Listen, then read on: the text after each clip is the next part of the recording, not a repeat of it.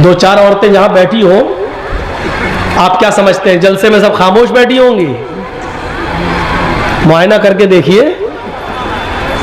मेरी तकरीर समझ में नहीं आ रही होगी, कहेंगी तो बंगला मौलवी थोड़ी, ये तो उर्दू वाला है। तेरी चप्पल कितने की?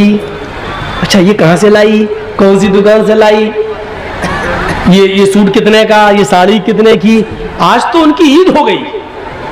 जलसा होता है तो ईद का दिन होता है औरतों के लिए। चार औरतें कहीं बैठ जाएं, वो चुप नहीं रह सकती। इतनी सारी कैसे चुप रहेंगी? मछलियां पक रही होंगी। अच्छा है कि दूर इंतजाम किया जो यहां तक आवाज नहीं आ रही, वरना बहुत सी जगह तो बिल्कुल करीब में कर देते हैं कि जर्जी साहब भी डिस्टर्ब होते रहते हैं, इनकी सुने कि अपनी सुनाए। किसी बादशाह ने कहा था ना कि जो सबसे बड़ा झूठ बोलेगा उसको सबसे बड़ा इनाम देंगे। तो झूठों की कमी तो थी नहीं, एक आया झूठ बोला ना हक, कोई बड़ा नहीं। हमारे साहब अगर उस जमाने में होते तो सबसे बड़ा अवार्ड इन्हीं को मिलता। तो तुम वाकई तुम ही इस अवार्ड के लायक हो।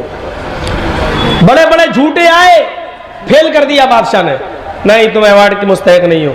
एक और आया, लास्ट में कहने लगा मेरा भी झूठ सुन लो। का क्या?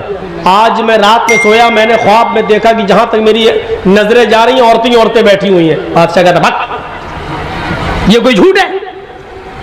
अरे ख्वाब में हो सकता है, देखा हो, झूठ बताओ। उसने कहा पूरी बात तो सुनो मेरी। का क्या? मैंने ख्वाब में देखा कि जहां तक मेरी नजरें जा रही हैं सारी औरतें औरतें बैठी हुई हैं और सब खामोश है। बादशाह कहता क्या? का सब खामोश है? कहता हट, ये नहीं हो सकता। क्या क्यों? का मेरा तजर्बा, दो औरतें एक साथ बैठ जाए तो खामोश नहीं रह सकती। तू कह रहा है इतनी औरतें सब खामोश, इससे बड़ा झूठ तो कोई हो ही नहीं सकता। तू सबसे बड़ा अवार्ड के हकदार है। उसको सबसे बड़ा अवार्ड दिया बादशाह ने। तो हमारी माँ बहनें जरा संभल के रहे, वरना ऐसी बातें हम बोलते ही रहेंगे और वो समझेंगे मेरी बेइज्जती हो रही है। तो मेरे भाइयों, लान तान अबू बकर सिद्दीक तो जबान खींचा करते थे ये, और कभी कभी मिसवाक कान से निकालते थे हजरत अबू बकर और ऐसे मिसवाक से मारते थे। लोग पूछते ये क्या कर रहे हैं? कहा इसको कंट्रोल कर रहा हूं। अल्लाह के नबी ने फरमाया इस जबान की वजह से बहुत से लोग जन्नत में चले जाते हैं और बहुत से लोग जहन्नम में चले जाते हैं। इस जबान पर अगर हमने काबू पा लिया तो सब काबू पा लिया। खुद अल्लाह के नबी सल्लल्लाहु अलैहि वसल्लम ने फरमाया तुम दो चीजों की जमानत मुझे दे दो, मैं तुम्हें जन्नत की जमानत देता हूं। कहा वो कौन सी चीज है? फरमाया अल फमु वल फर्ज, एक मुंह, एक जबान की जमानत मुझे दे दो कि जो बोलोगे सही बोलोगे और गलत बात इसका इस्तेमाल नहीं करोगे। और दूसरी शर्मगाह, यानी जिना नहीं करोगे, और शर्मगाह का जायज इस्तेमाल, यानी शादी के बाद अपनी बीवी के साथ मिलोगे और किसी की तरफ नहीं देखोगे। तो ये दो चीजों की जमानत तुम मुझे दे दो, मैं तुम्हें जन्नत की जमानत देता हूं। ये अल्लाह के नबी सल्लल्लाहु अलैहि वसल्लम। गौर कर लिया? अल्पभाषी, कम बोलने वाले होंगे। कम बोलने की आदत डलवाने के लिए अल्लाह के रसूल ने रमजान के महीने में एतिकाफ रख दिया। आदत डालो, जबान पर कंट्रोल करो, एतिकाफ में बैठो।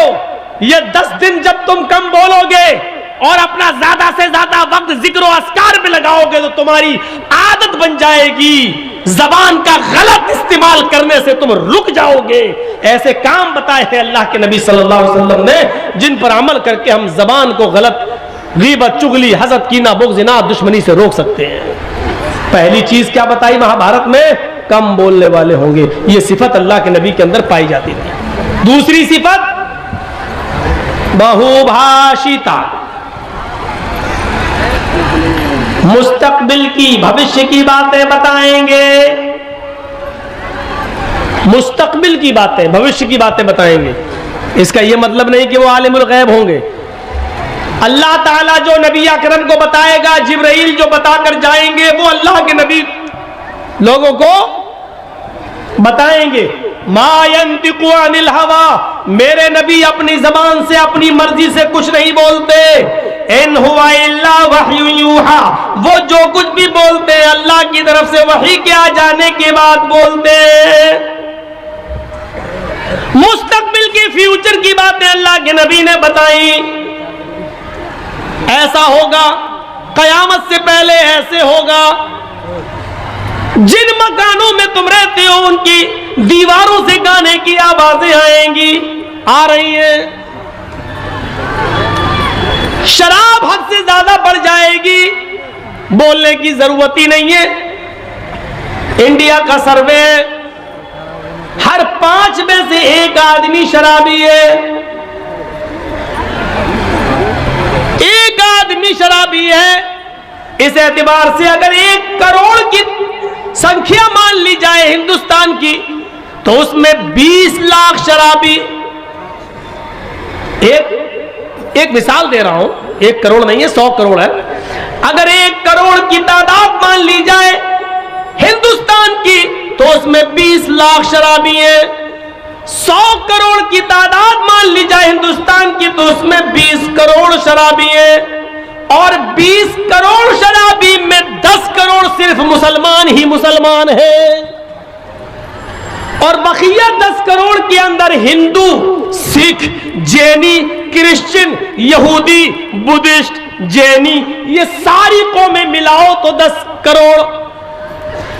आधे सिर्फ मुसलमान हैं और आधे में सारी कौमें शामिल है।